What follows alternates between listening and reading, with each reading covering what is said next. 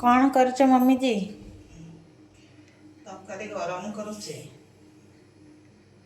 तरकारी कौन? आज तरकारी होची पाणियाखिया माछ।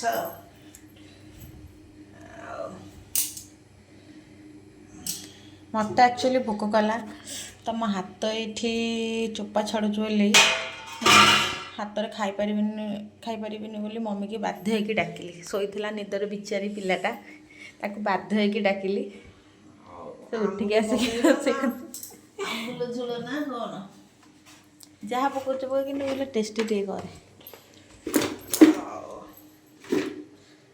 टेस्टी तो हम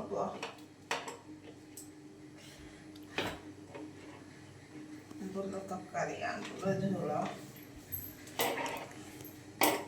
केत सुधा रांधि दबू सरला जल्दी भोक कलानी